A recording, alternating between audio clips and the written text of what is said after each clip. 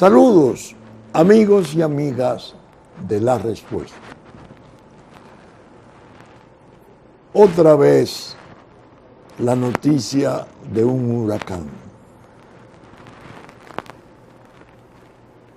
Me obliga a grabar miércoles La Respuesta, porque está supuesto a embestirnos, a tocarnos el jueves en la madrugada. Y no sabemos en realidad cuáles pueden ser las magnitudes de su paso, de sus daños a su paso. Grabar viernes, como siempre lo hacemos, es una aventura. En el pasado programa nos ocurrió con el huracán Irma algo parecido. Ahora nos ocurre con el huracán María. Yo no sé en realidad cómo es que se le ponen los nombres a los huracanes. Pero me llamó la atención que pasara uno después de Irma llamado José. Y después de José, María.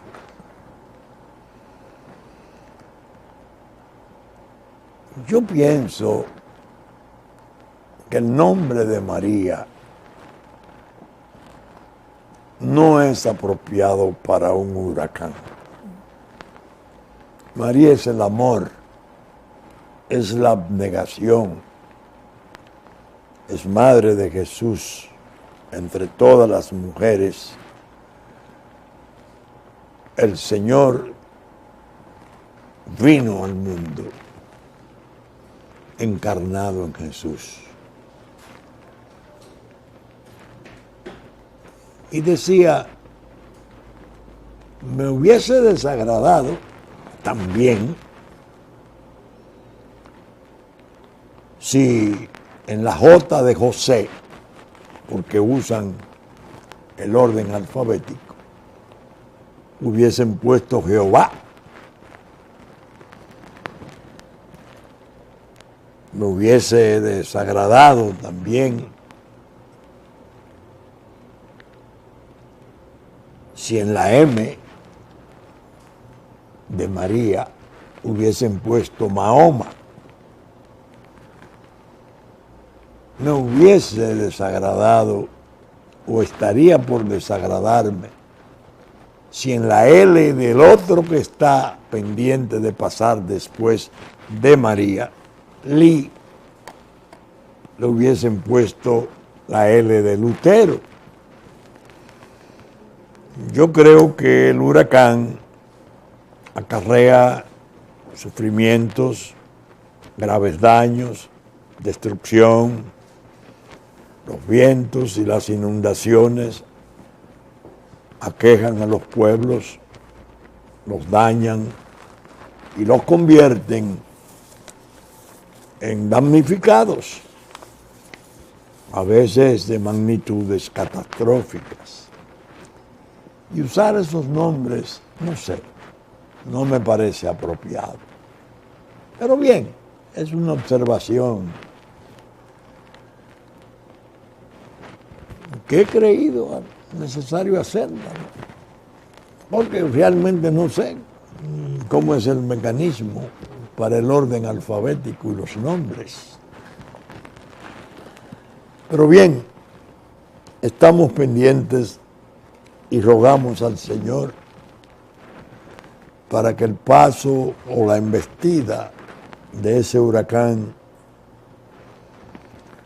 no nos dañe, no afecte especialmente a nuestra gente más vulnerable, más expuesta al sufrimiento de esos daños. a nuestras cosechas, a nuestros árboles.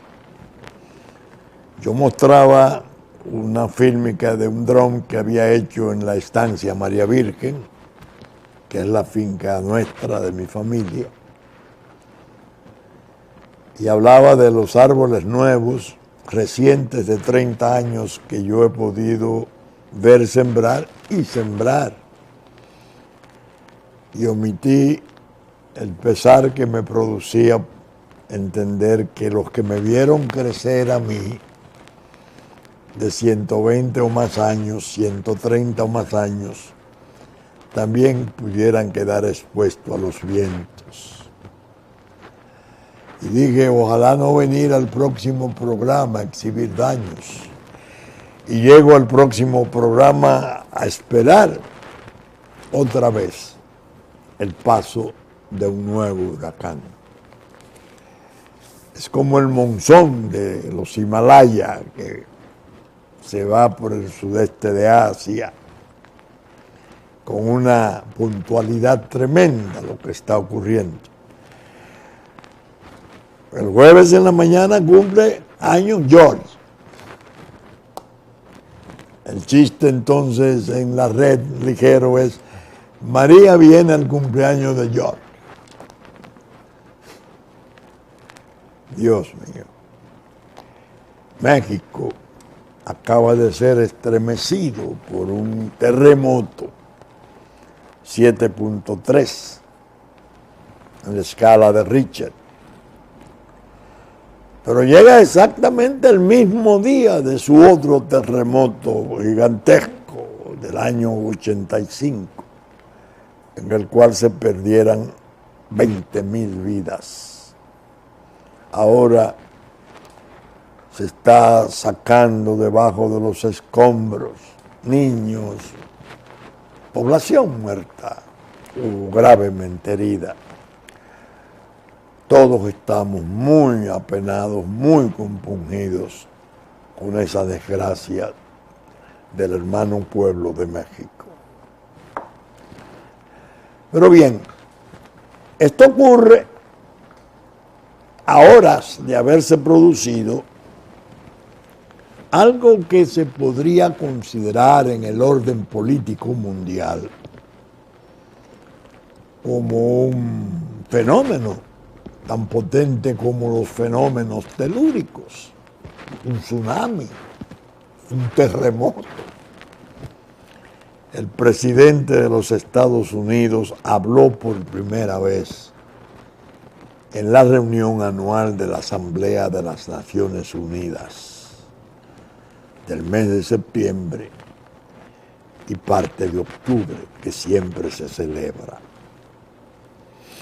Donald Trump pronunció un discurso, leyó un discurso, y esto es bueno anotarlo, en el cual hizo revelaciones espectaculares. A mucha gente les he dicho, ustedes deben de cuidarse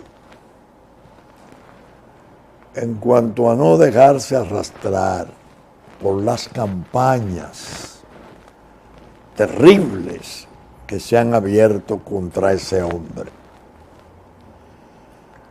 Un hombre que llega a la presidencia de los Estados Unidos en una guerra total, frontal, con la comunicación social del mundo, la prensa radial, televisiva, escrita, y que le dice a su pueblo: cuando quiera conocer la opinión de tu presidente, todos los días yo uso el Twitter y revelo mi opinión. Ha sido blanco de ataques inmisericordes. Lo han tratado de ridiculizar, de disminuir, de, prepararlo propiamente para la expulsión de la presidencia de los Estados Unidos. Y a esa gente que yo le he dado consejos les digo, miren, Trump no es solo Trump. Trump es un sentimiento compartido con mucha gente de su patria, de su país. Él llega ahí por una elección masiva, especialmente con el voto de las partes deprimidas, en ruina del centro de los Estados Unidos, especialmente en la región de Ohio, donde estaban las grandes fábricas, que ahora algunas ciudades parecen fantasmas. ¿Cuál es la tesis de Trump?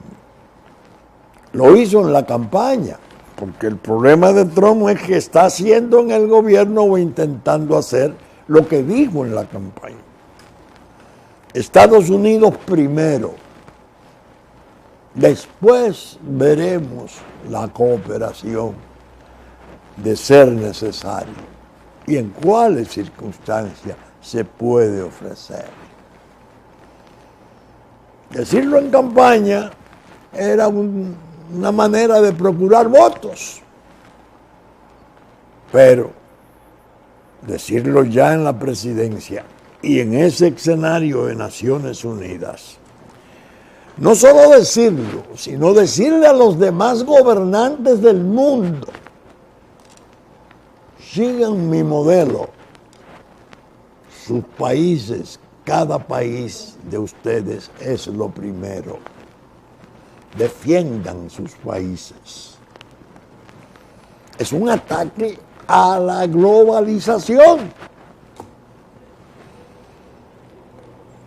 Esa globalización que la vimos nacer y desarrollarse cuando aquel dueto de gobernantes espectaculares del mundo, Ronald Reagan y Margaret Thatcher, le dieron el impulso tremendo, es decir, Inglaterra y Estados Unidos, a la globalización, al grado de que, como coincidió esa aparición tan agresiva de transformación global con el desplome de Unión Soviética en las últimas 2 décadas del siglo pasado. Y eso llevó incluso a académicos como Fukuyama a escribir El fin de la historia.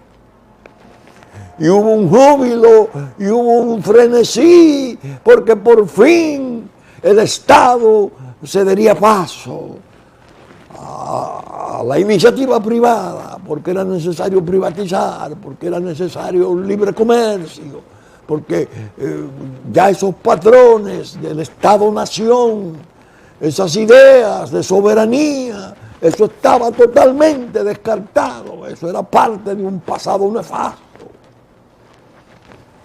Y esa globalización en 30 años que lleva ya, ha probado que el egoísmo terrible de los intereses no es verdad que ha provocado el desarrollo de los pueblos. Eso no es verdad. Hay tanta más pobreza, tanta más desigualdad y un gran desorden promovido por los intereses que borraron las fronteras, borraron los pueblos, los estados-naciones lo borraron. Cuando este señor Donald Trump viene y dice, el Estado-nación es necesario, decirlo ahora con lo que viene ocurriendo en Europa tiene un significado especial, porque Europa, después de la gran tragedia de la Segunda Guerra Mundial, que ella fuera escenaria y cuna de los agentes fundamentales de esa tragedia, que no fue simplemente de guerra, sino que implicó genocidios. Se acomodó a un Estados Unidos que le daba defensa, a un Estados Unidos que le dio apoyo para su recuperación, pero que ya algunas señales aparecían de que iba a tener conflicto con las migraciones. Yo leí hace ya algún tiempo de una escritora ya desaparecida, periodista y escritora famosa, Arianna Fallaci, ya desapareció, una pequeña obra donde ella, entre las cosas que afirmaba, era que entre Lisboa y Moscú, eso hará 30 años, 35 años, ya había 56 millones de musulmanes. Y hablaba de la multiplicación de la familia de estos, y hablaba lamentablemente del peligro del radicalismo de minorías, porque no es el pueblo musulmán, no es el Islam como tal, sino que en ocasión de su presencia siempre hay una minoría muy inmolatoria, muy dispuesta a todo, con tal de impulsar sueños de la historia. Ella revelaba la recuperación de Andalucía, el Andalus, de donde fueran desalojados los árabes en 1492. Bueno, hay que pensar de entonces acá, ¿cuántos millones hay ya en Europa? Con todas las barbaridades que han surgido de las guerras de Irak, Afganistán, Siria, el flujo aumentado, la cantidad mayor de elementos comprometidos en el terrorismo internacional, se ha visto cómo va golpeando esas naciones y hay un espanto.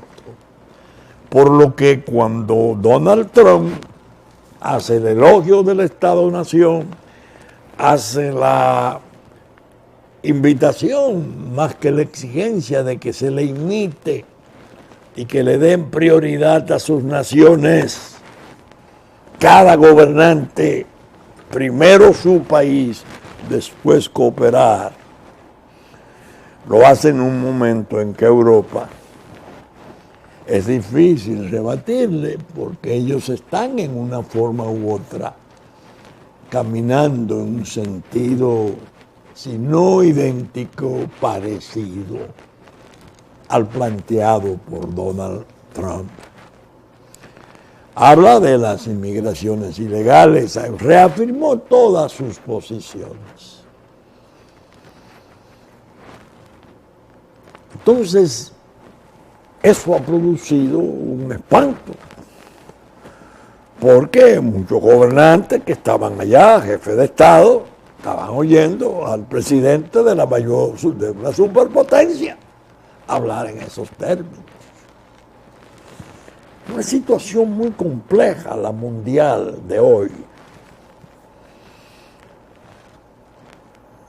El objeto del desprecio, Donald Trump. Pero Donald Trump está expresando cosas muy serias, muy pesadas, que tienen mucho que ver con el porvenir y con la existencia misma de la humanidad. A todo esto le reserva una advertencia a Corea del Norte. Si prosigue con sus pruebas nucleares, ya incluso oímos hablar de una bomba de hidrógeno, que es tan potente que las superpotencias de entonces, Unión Soviética y Estados Unidos, se pusieron de acuerdo para no desarrollarla,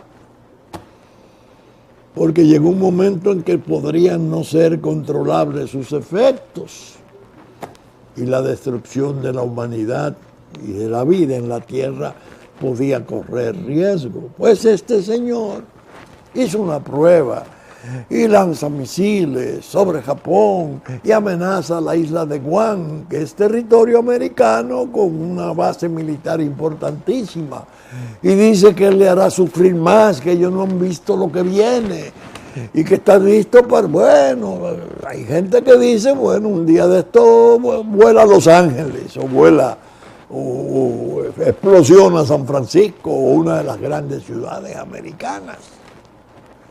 Entonces Trump responde, si prosigue así será destruida.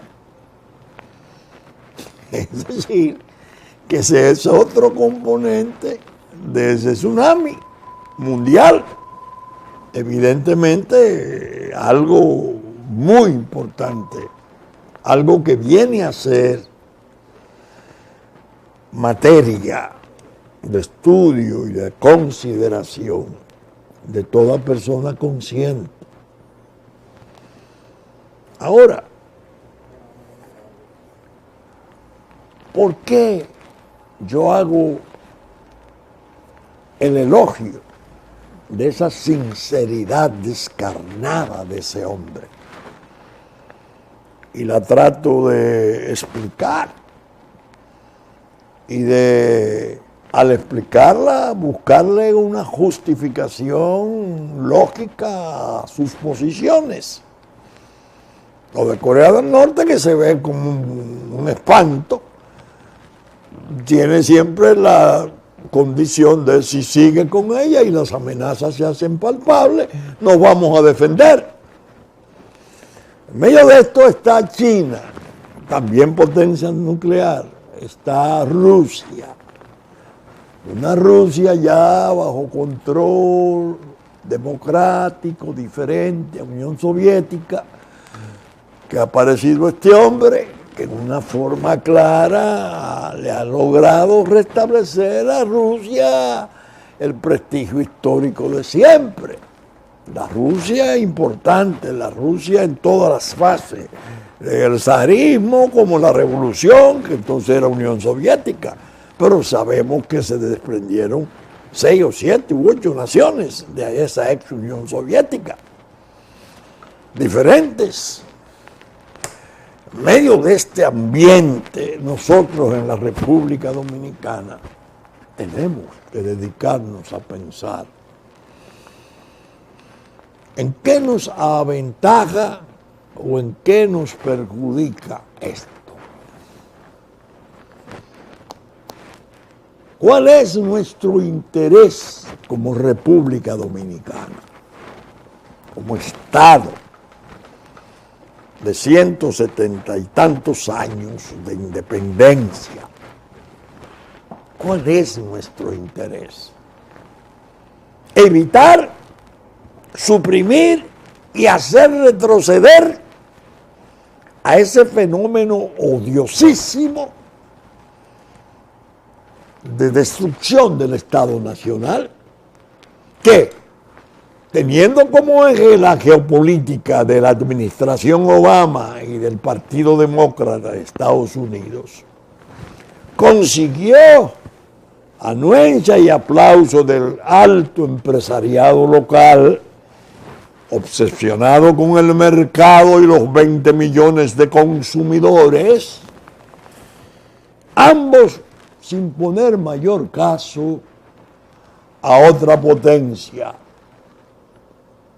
que concurre a los mismos propósitos de un Estado binacional, el narcotráfico internacional, que necesita territorio, que necesita puertos, que necesita aeropuertos internacionales, que necesita cierto desorden en la isla, ya producido por aquel caos, trasplantado a este pequeño Estado ordenado que ha tenido todavía, que tiene todavía cierta cultura de preservación de sus bosques, de sus aguas, de sus ríos, y que lo han expuesto a todo lo que significa aquella implantación, aquella invasión de lo que está viniendo de Haití, que no es el cortador de caña típico de entonces.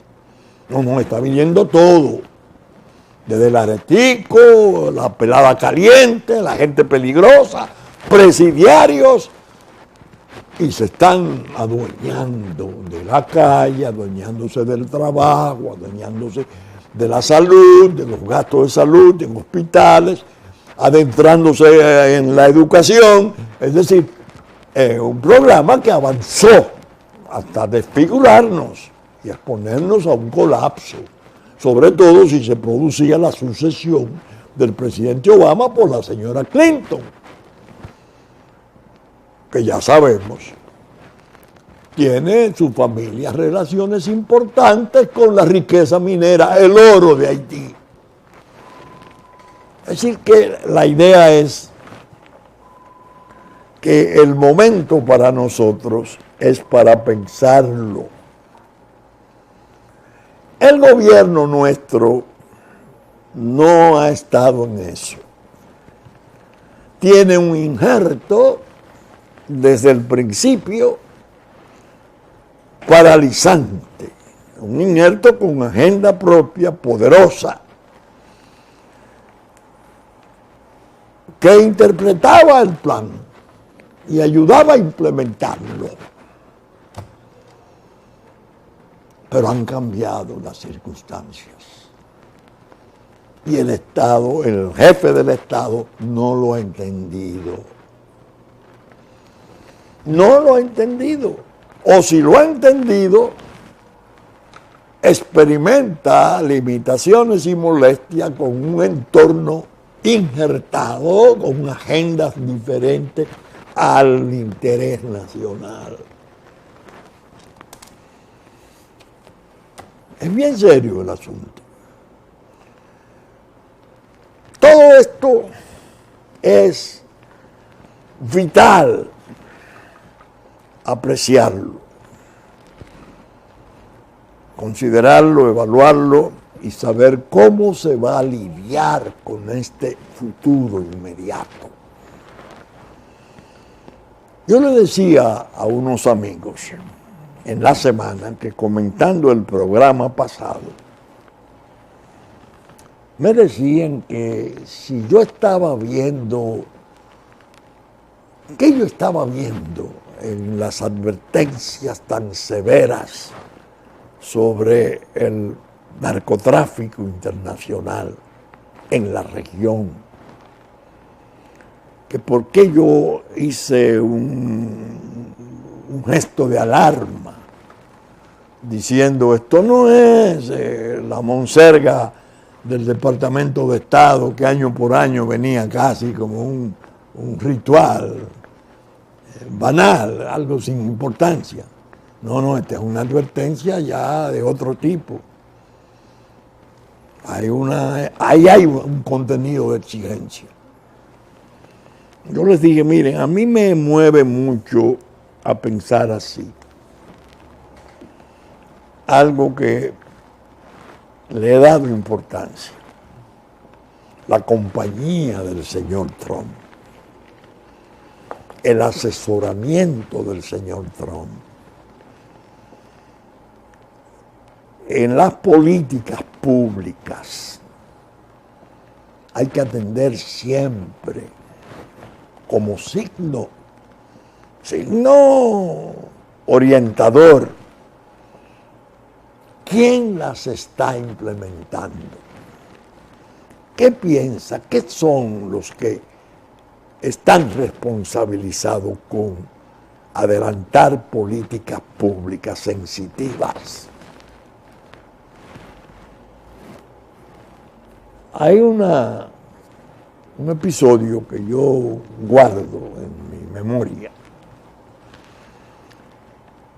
Cuando yo era presidente del Consejo Nacional de Drogas,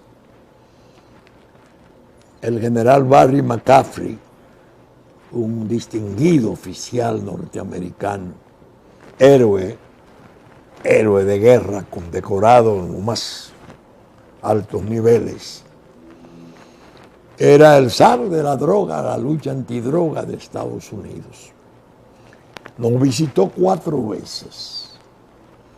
Iba al consejo, teníamos transferencias en el propio Banco Central. El hombre, un académico, con el prestigio que cuando lo fueron a confirmar en su nombramiento lo recibió la comisión del Senado de pie y con aplauso.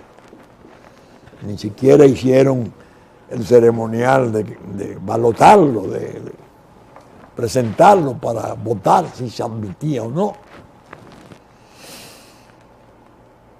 Él siempre estuvo muy pendiente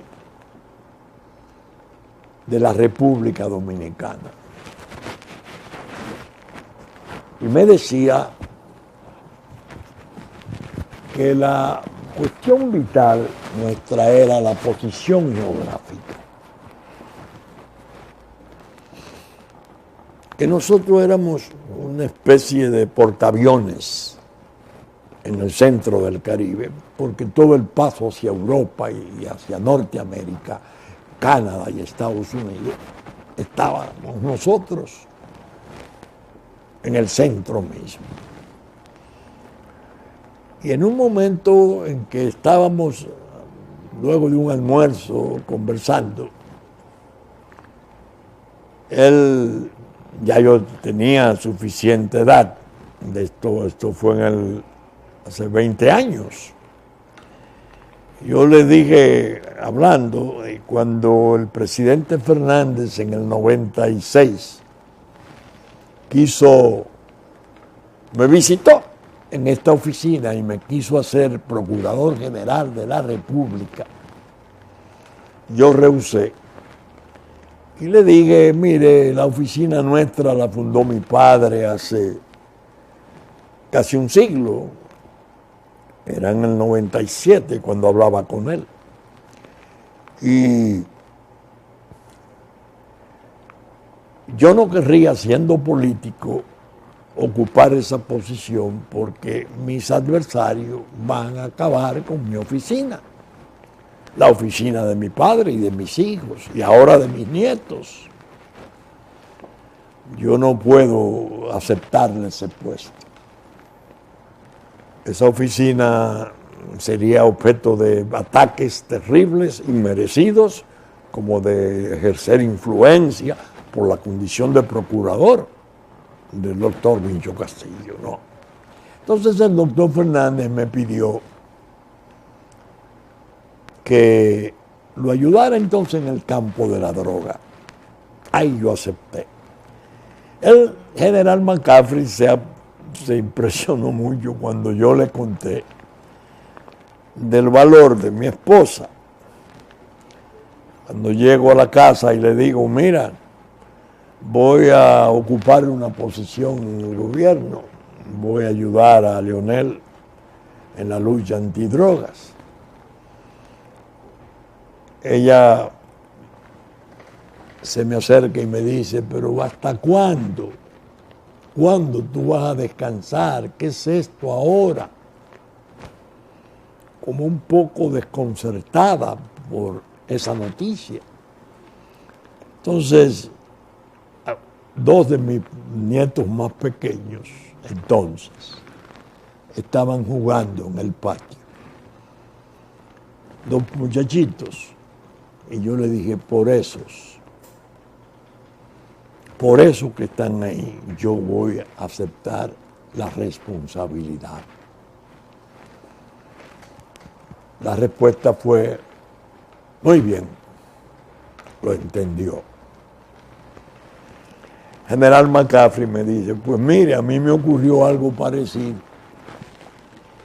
Cuando me llamaron desde la administración Clinton para ocupar esta posición, yo fui a ver a mi padre, muy anciano ya, también veterano de guerra, y le dije, mira, me han llamado para esto y voy a servir como zar de la droga. El funcionario más importante en ese campo.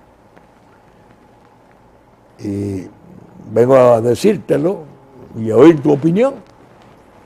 Entonces él me respondió, decía el general McCaffrey, Sí, es una guerra tanto o más peligrosa de la que tú y yo hemos librado, pero es tu deber.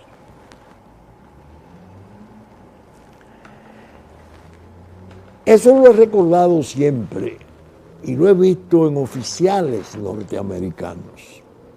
Incluso en muchos programas aquí he hecho el elogio de la integridad de muchos de esos oficiales que han servido aquí, de la seriedad en el trato, del respeto incluso que tienen por los símbolos nacionales.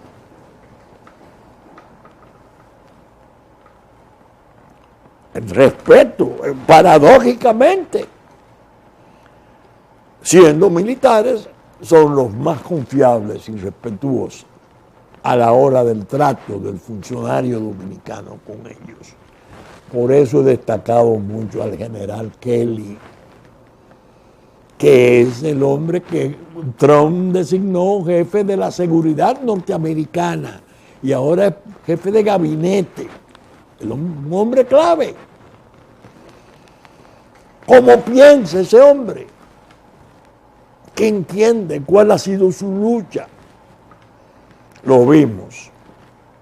Vimos su posición sobre la inmigración injusta que se le imponía a la República Dominicana. Hace 5 años, siendo comandante en el Comando Sur.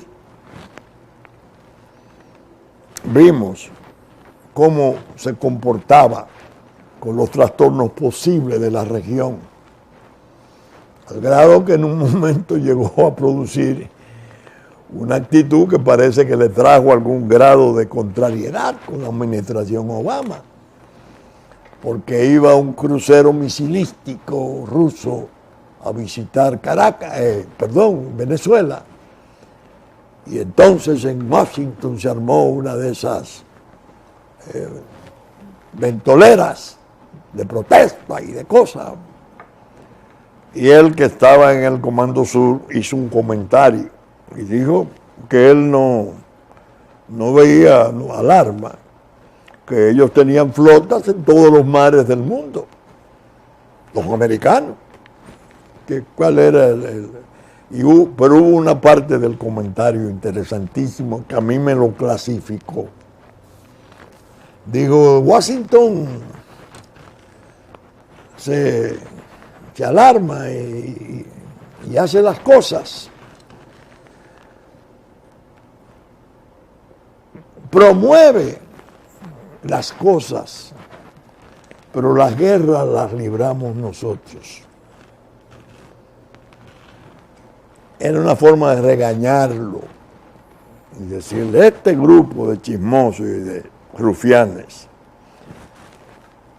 a la hora de un trastorno en la región, somos nosotros los que tenemos que librar la guerra. Es decir, ese hombre que está ahí, tan cercano a ese otro hombre que habla en Naciones Unidas, nos llegan signos, el señor Comey. Ya lo he dicho tantas veces, cómo habla de la inmigración, cómo habla del respeto por la devoción del dominicano, por la independencia, cuáles son los monumentos que visita antes de presentarse oficialmente. Están manejando líneas importantes, están definiendo sus posiciones, diciéndonos: el 100% de cuanto ocurra es doméstico. Luego, no hay excusa de que nosotros estamos aquí tratando de inventar, de hacer Estado, de destruir uno para hacer uno de dos y esas diabluras. Atiendan a su país. Ese es el regaño. Pero bien, el tiempo de huracanes tiene como ese raro encanto, que hay unos periodos como de calma antes, Carmachicha, algo así, en el mar, pero en la tierra también. Y los preparativos, si va a ocurrir algo, si no va a ocurrir, pero ayuda mucho a pensar. Y un amigo me trajo este regalo, un artículo que yo escribí en el Listín el 13 de octubre del año 1994, hace 23 años. Naciones pequeñas de pequeños hombres. Me quedé sorprendido al comprobar mi coherencia.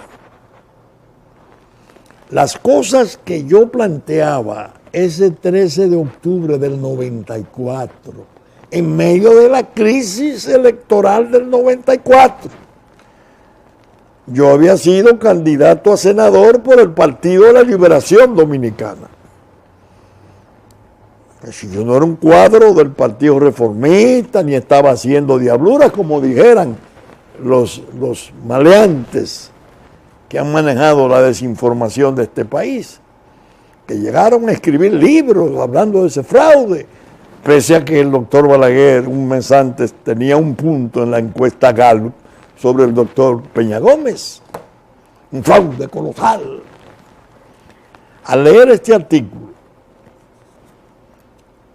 me quedé en cierto modo pasmado de la coherencia. Y voy a decirles, la idea mía va a ser ahora llevar a mi blog la pregunta, algo de este material de hace 23 años, con las adaptaciones aceptables de la actualidad. Porque la idea de este programa es enseñar, es transmitir, es hacer que la gente al oírnos encuentre posibilidades de orientarse. No es un programa para vaguedades ni para maldades, menos. Este artículo lo voy a comentar en mi pregunta del próximo miércoles. Ya la de este miércoles, cuando se graba, salió. El título es El instinto supremo. Traten de buscarla. La pregunta rdwordpress.com, entrando por Google. Léanlo, hablando del ser nacional, las contribuciones de los hijos de esta tierra a su libertad, a su independencia, los sacrificios, la cantidad de gente importante que se ha inmolado, y cómo ahora, después de esa terrible campaña de disolución que se montara a escala mundial, hay la creencia entre los traidores de que el relativismo ya está dominando, que este país no tiene propiamente idea ni le interesa ser lo que es. Nos están desguazando. Yo hablo del idealismo de la gente nuestra que ha estado en la base. Y la verdad es que creo que la tarea es noble y seria. Yo puse en la cabeza de este artículo como un subtítulo a Naciones Pequeñas de Pequeños Hombres una cita de las memorias de mi padre, el licenciado Pelegrín Castillo, cuando en el año 1912 tenía un año de prisión en la Fortaleza San Luis de Santiago.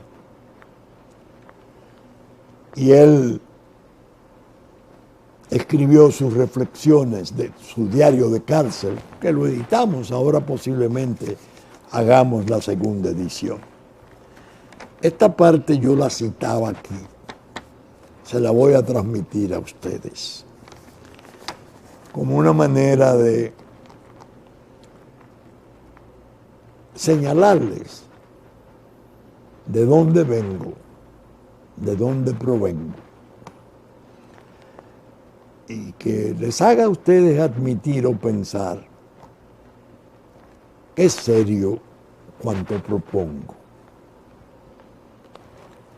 Decía mi padre, ya hace 105 años, encarcelado, cito: nuestra organización política descansa en una base mentirosa.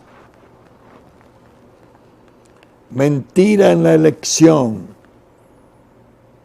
mentira en el ejecutivo, mentira en el legislativo, mentira crasa en la justicia, mentira irritante en los partidos políticos, mentira carnavalesca en la prensa.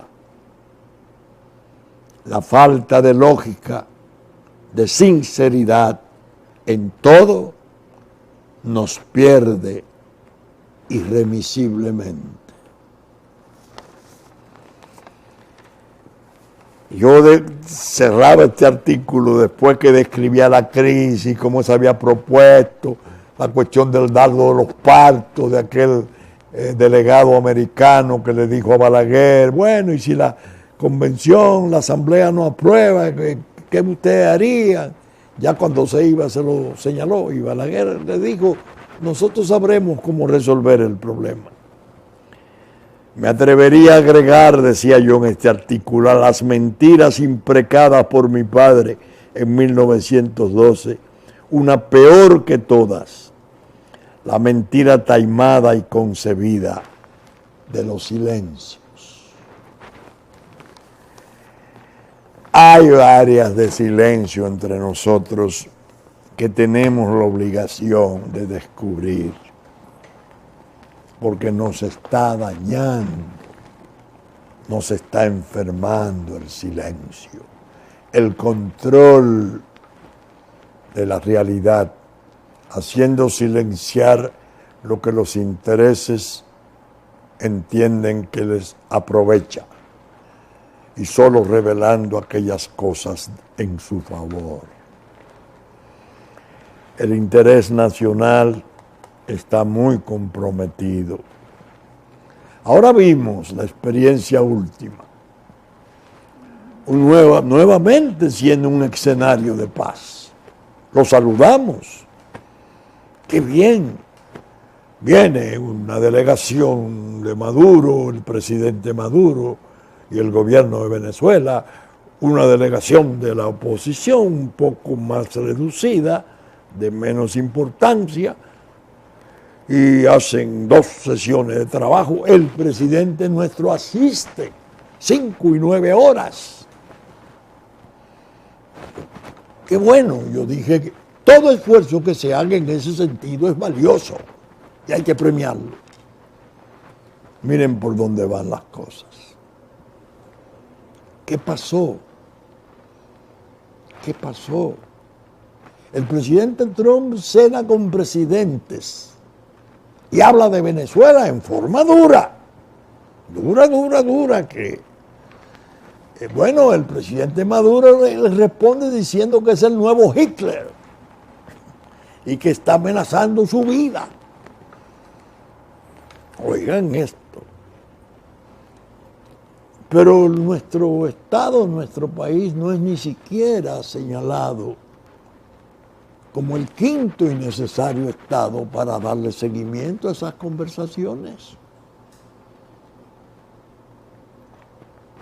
O sí, hay 2 propuestos por el gobierno, 2 propuestos por la oposición y el quinto que lo busquen otros. Pero ¿de quién es el mérito? Del nuestro. Ahora, ¿qué pasó ahí? ¿Cómo se hizo eso? ¿Cuál fue la coordinación? ¿Fue de Naciones Unidas? ¿Quiénes entendieron que era bueno hacerlo, aunque viniera a resultar expuesto como truco?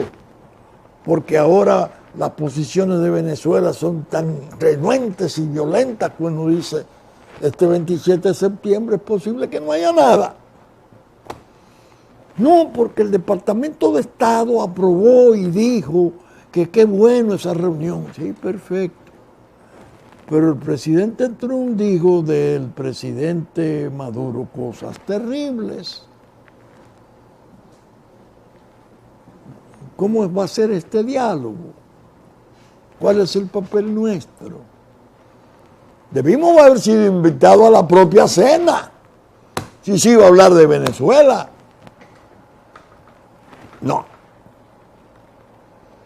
Entonces hay una especie de cortina de silencio o de malla de silencio y se manejan las cosas en una forma tortuosa,